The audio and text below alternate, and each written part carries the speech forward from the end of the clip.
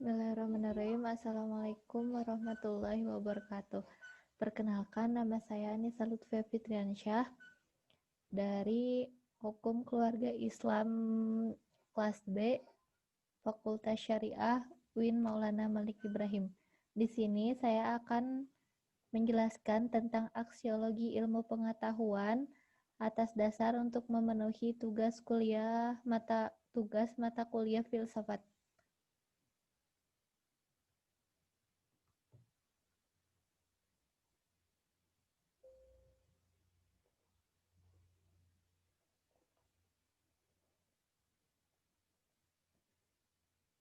Filsafat ilmu membahas tentang ilmu pengetahuan dan perkembangannya dari masa ke masa, baik bersifat teoritis, praktis, nilai maupun kebijaksanaan.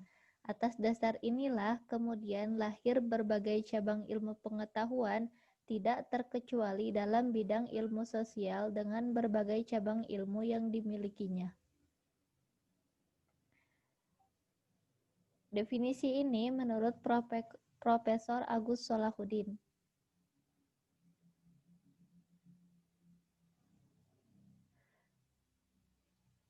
Ada dua kerangka teoritis. Yang pertama, arti ilmu pengetahuan.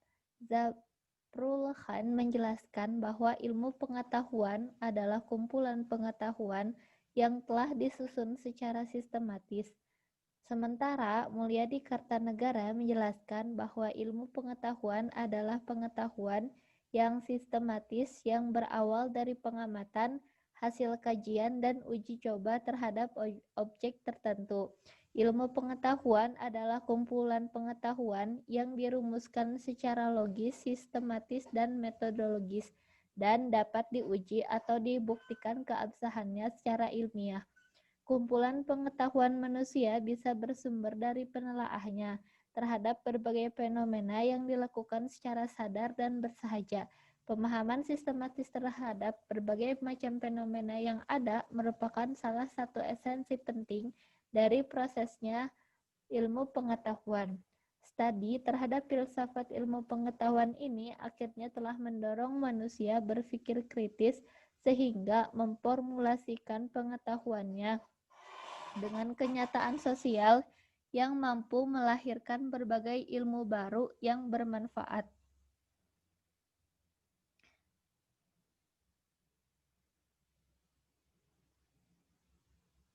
Pada dasarnya, semua alat yang diperlukan untuk memperoleh ilmu pengetahuan di seluruh jagat raya ini telah tersedia dan dimiliki oleh setiap individu, mulai dari pendengaran, penglihatan, perasaan, sampai kepada wahyu yang merupakan petunjuk praktis yang langsung dari Allah Subhanahu wa Ta'ala.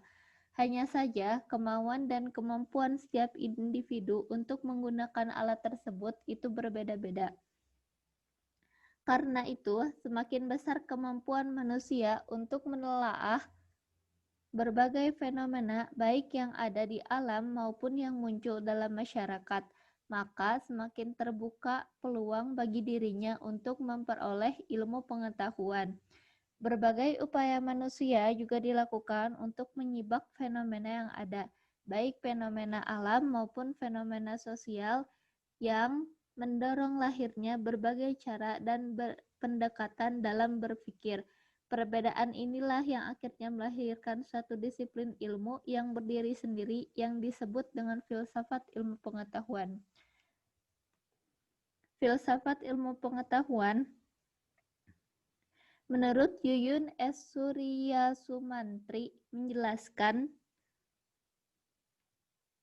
bahwa filsafat ilmu merupakan bagian dari epistemologi, filsafat pengetahuan yang secara spesifik mengkaji tentang hakikat ilmu pengetahuan ilmiah dengan objek kajiannya masing-masing. Meskipun secara metodologis tidak ada perbedaan antara ilmu alam dengan ilmu sosial, namun karena mengingat objek bahwasannya pembahasan yang berbeda dan bersifat khas, maka filsafat ilmu ini dibagi menjadi filsafat ilmu alam dan filsafat ilmu sosial. Secara umum dapat dikemukakan bahwa filsafat ilmu merupakan telaahan terhadap berbagai fenomena yang ada secara filsafat yang kita kenal dengan meliputi 3 aspek pembahasan, yaitu ontologi, epistemologi, dan aksiologi.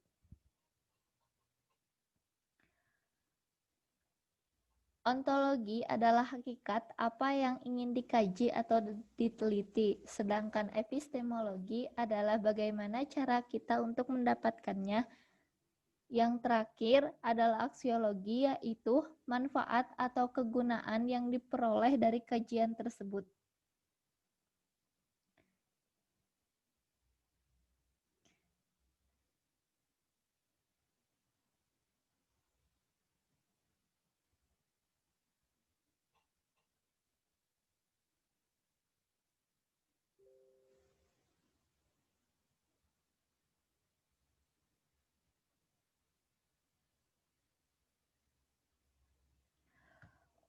Di sini cabang ilmu filsafat yang terkenal itu ada 3. Seperti yang disebutkan tadi, ada ontologi, epistemologi, dan aksiologi.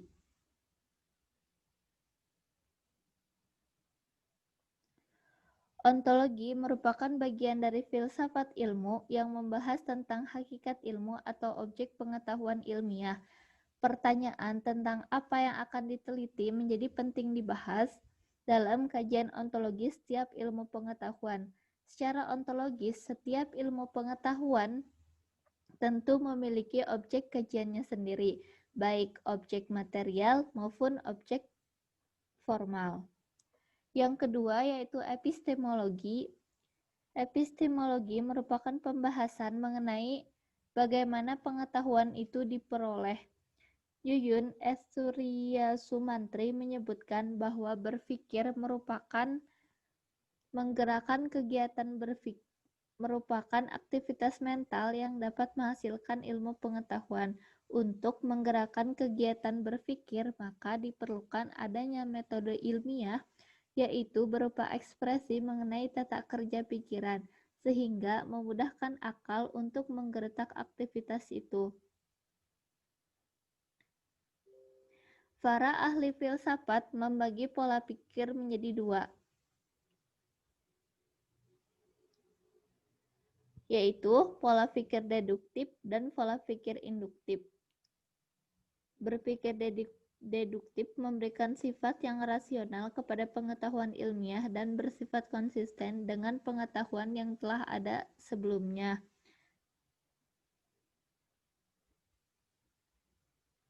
Sedangkan berpikir induktif adalah pola suatu di mana aktivitas berpikir dimulai dari kemampuan seseorang dalam menangkap fenomena yang ada di sekitarnya.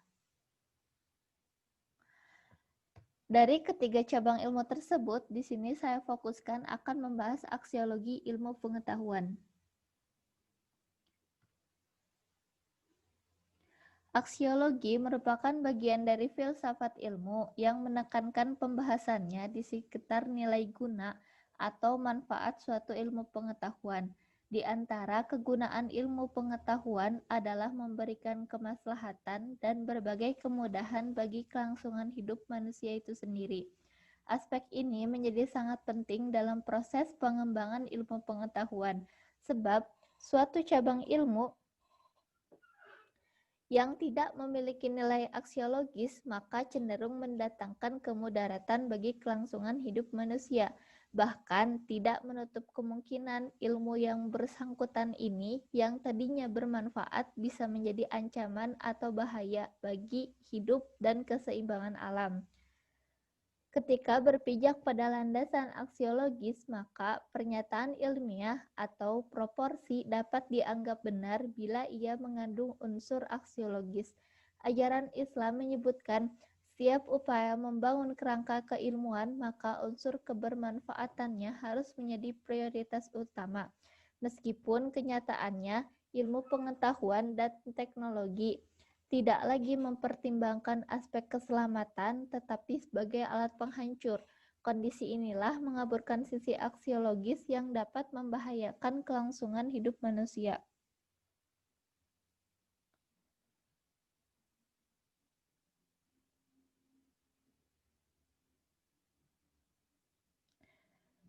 Contohnya, seperti peristiwa peledakan bom atom di Hiroshima dan Nagasaki, atau serangan terhadap gedung WTC di New York, dan lain-lain.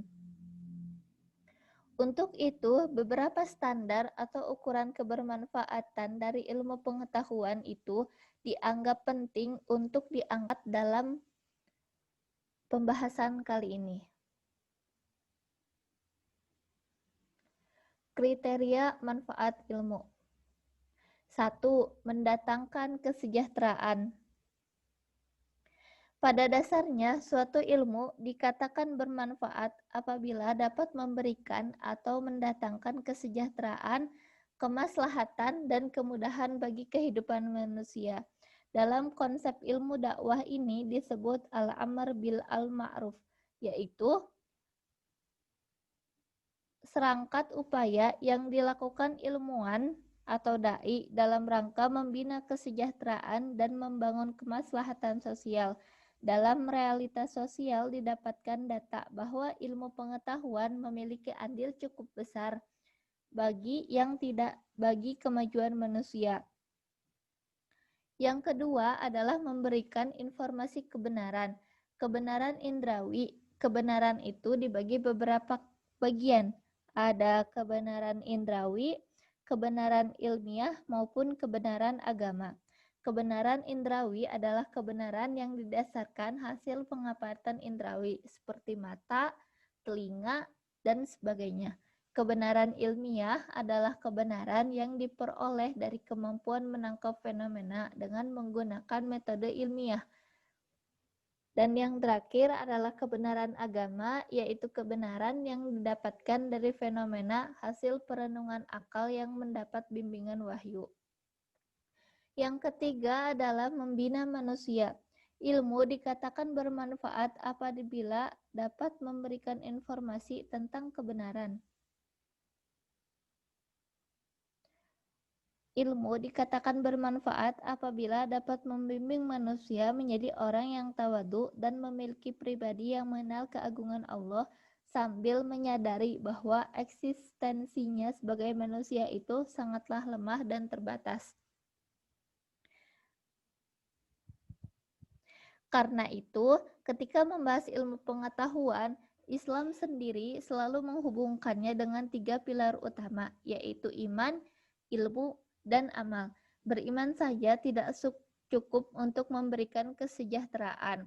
Orang yang berilmu tapi tidak beriman juga tidak dapat memberikan perlindungan terhadap sesama. Begitu juga dengan ilmu yang tidak diamalkan, maka ilmu itu dipastikan tidak memiliki nilai manfaat. Untuk itu, agar ilmu bernilai manfaat, maka ia harus diiringi oleh iman dan amal.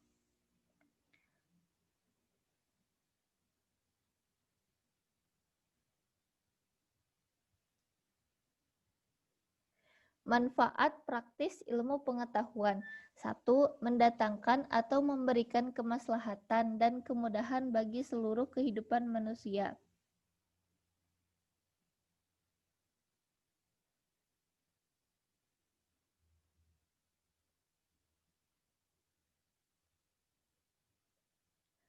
Hal ini dapat dilakukan baik dalam bidang ekonomi, politik, transportasi, agama, dan lain-lain. Di sisi lain, dapat mendorong masyarakat mencapai tingkat kemajuan peradaban yang tinggi. Merujuk pada pendapat Tuyun pada bagian sebelumnya bahwa kemajuan yang dicapai manusia dalam bidang peradaban merupakan manfaat nyata yang diperoleh masyarakat. Yang ketiga adalah mampu melakukan perubahan gaya hidup dan pola pikir masyarakat dari gaya hidup konvensional menuju gaya hidup yang lebih terbuka dan modern. Ada juga manfaat akademis ilmu pengetahuan. Yang pertama yaitu mengembangkan ilmu pengetahuan dalam batasan nilai ontologis yang dapat mendorong wawasan spiritual keilmuan yang mengatasi bahaya sekularisme terhadap ilmu pengetahuan.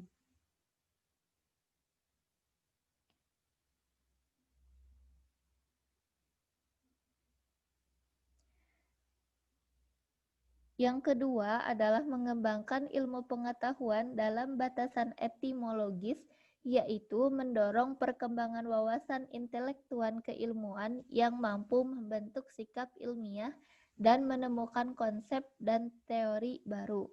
Yang ketiga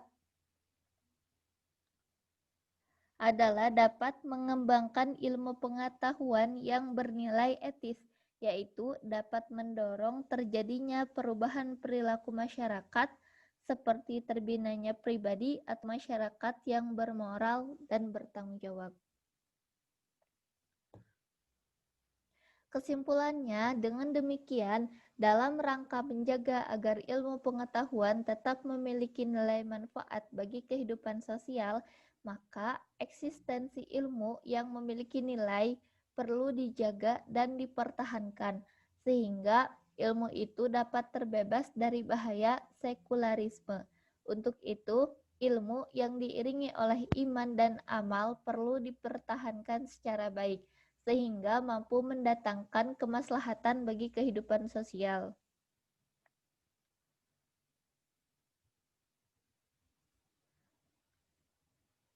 Pembahasan ini dikutip dari Jurnal Johari Al-Idarah, Jurnal Manajemen dan Administrasi Islam. Terima kasih atas perhatian semuanya. Mohon maaf apabila banyak terjadi kesalahan. Wassalamualaikum warahmatullahi wabarakatuh.